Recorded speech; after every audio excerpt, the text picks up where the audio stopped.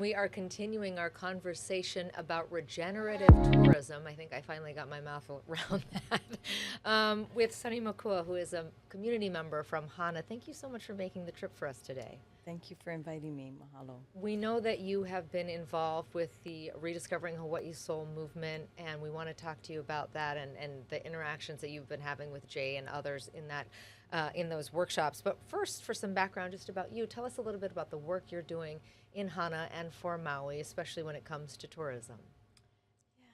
So, veli na mai me ke aloha, mai ka aina lani ha'aha'a o Hana. So my warmest welcome to you from Hana, Maui, the low-lying clouds, the low-lying heavens of Hana. It's where I find peace. That's my homeland. It's where my ancestors have been for a long time. And we are finally, we're in this point that we are part of this conversation. I never thought I'd be here, to tell you the honest truth. And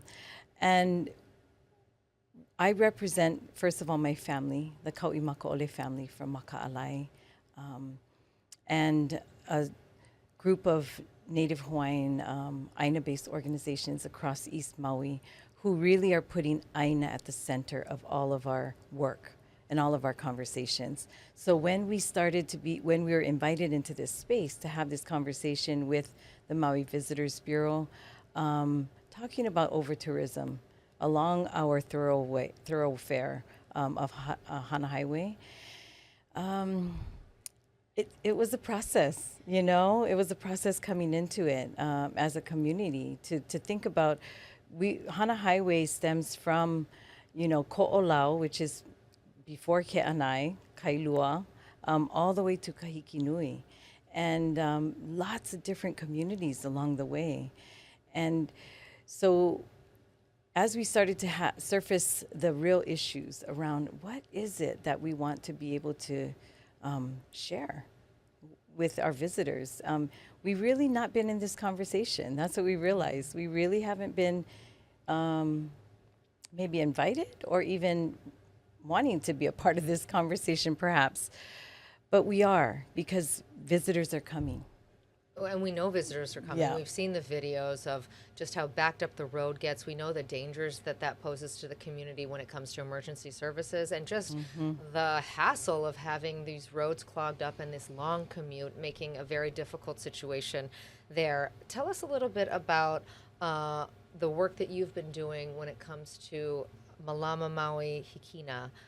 That officially launched earlier this year. How is that going? And for viewers who are not familiar with that work, tell us a little bit about it.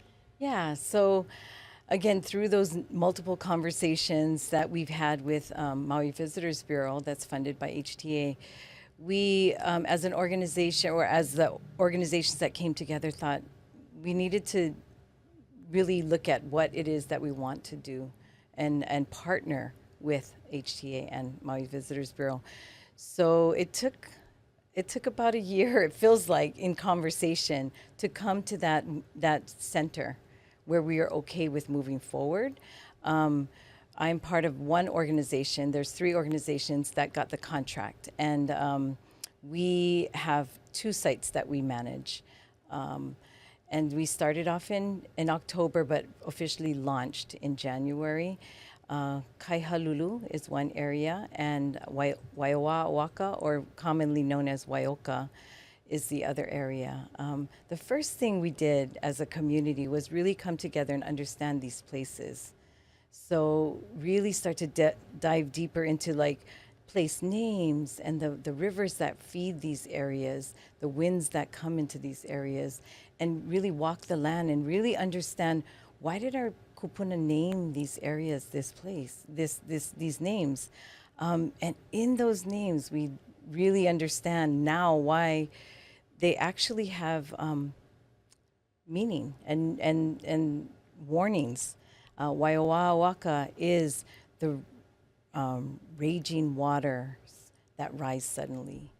And that is true. We know that in that area, when you start to see the water come down, when you see the clouds up high in Waihonu or Waiho'i Valley and they're coming down, we know not to go into the river. I mean, that's common knowledge for our families, and it's not common knowledge for our visitors. And so when they were crossing over and going into private lands and finding themselves in trouble, our community members were out there helping them, risking their own lives. And this happens all the time throughout the coast, in various different spots. So we felt, as Keauhali'i, felt, and that's the landowners there, felt that we wanted to be a part of that conversation to help manage our own property and see where we invite people into and where we don't. Where do we guide them to?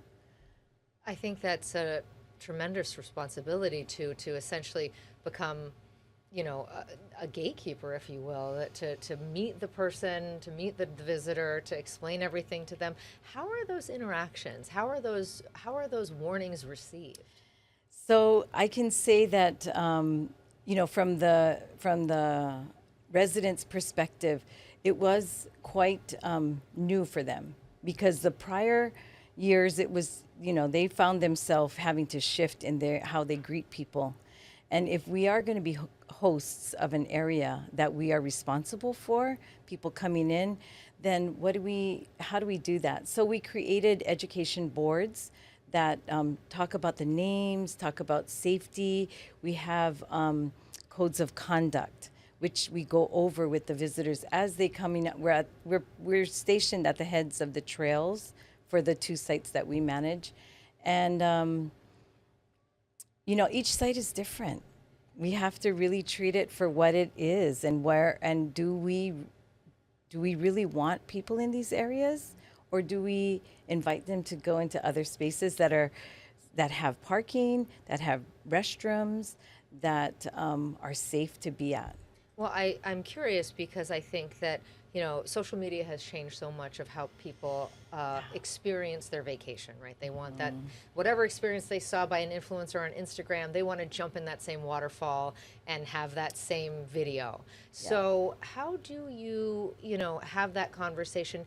Hey, maybe this isn't the best day to go into this river. There's a beach just up the road that you can see. Yeah. I would imagine that some people are disappointed. Some people don't want to have that experience. On the other hand, there also could be what Jay was talking about, visitors who are receptive to knowledge, perhaps, and visitors who want to respect the place and the people that they're being hosted by. So how do you sort of thread that needle? Yeah, so we've seen the gamut. I can imagine, yes. But I can say in the short time, in the last 4 months, say, that we've been in this project,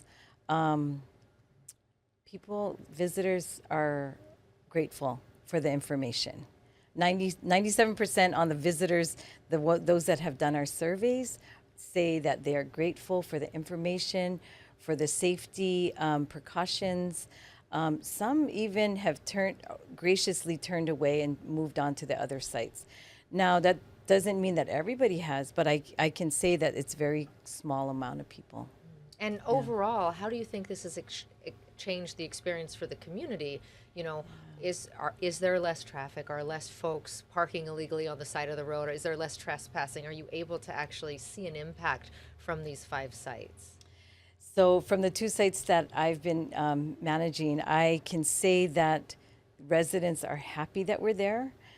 There hasn't been a time in my history that I've known that we've really actively managed these sites or really been able to engage with people that are coming on to the property. They were just open, and then we'd have to find out later if somebody got hurt or not, or many of our families just don't go there anymore. Actually, that's really a true that is very true for these areas. So what we want to do is find that middle ground, or find where do we want people to be, visitors to be going to, and if families want to go back there for pleasure or for subsistence lifestyles, like that's what's happening out there, right? That's the way of life out there, and so we're still figuring that out.